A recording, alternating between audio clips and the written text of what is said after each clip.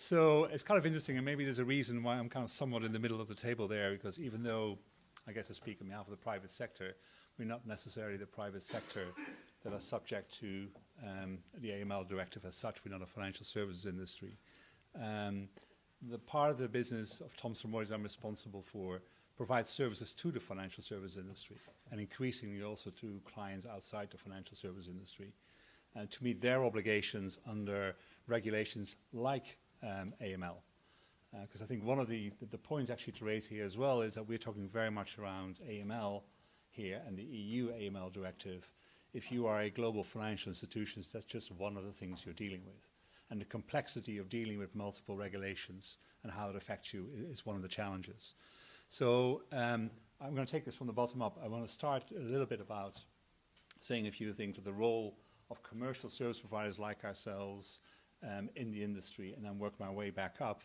And I want to make sure that I don't overrun my 10 minutes before I've made some kind of comments around the PEP list issue in the EU and the publishing of PEP lists and what that would mean for the industry.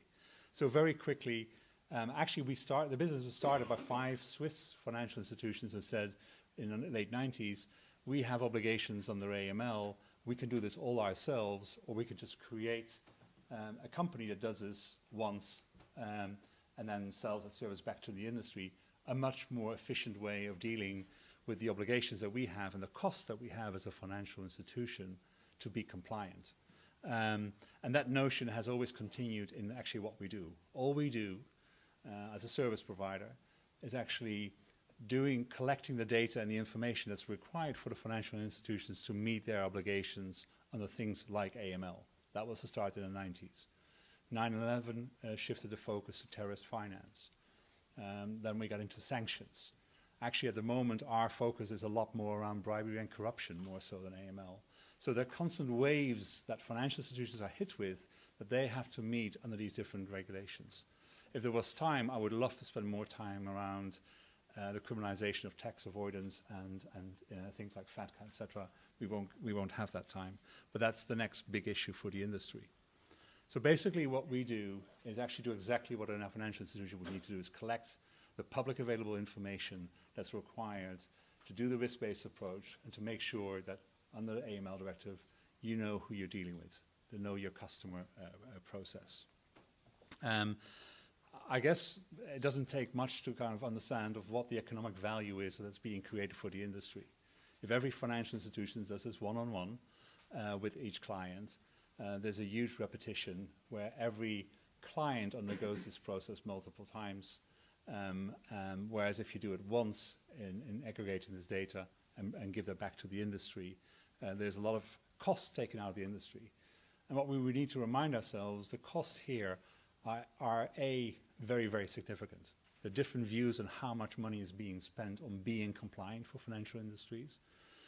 One of the numbers I kind of believe is, and it's somewhere in the middle of the estimates, is about $30 billion globally spent by financial industries just to be compliant. That's an enormous cost of the industry. That's of no benefit to the services they provide. It's just a cost of doing business.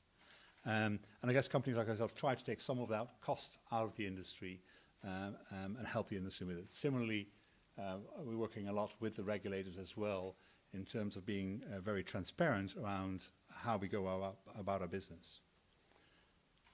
1 minute on, I think it's important to mention regulatory arbitrage.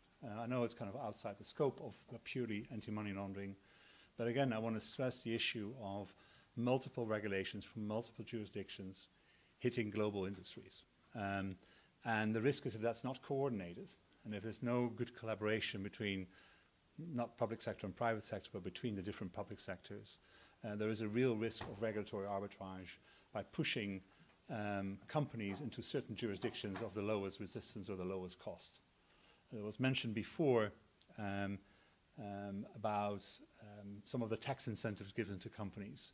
Actually, within the EU, there's a huge competition in tax incentives between Ireland, my own country, the Netherlands, Switzerland, or maybe Zug specifically, around it as well. So there's a lot of kind of inconsistencies and this competition between the member states even around it, and there's a risk in that in itself. So getting towards the 10 minutes, and I want to make my comments around the issue around the member states kind of listing their PEPs as a means of kind of giving transparency to the PEP list.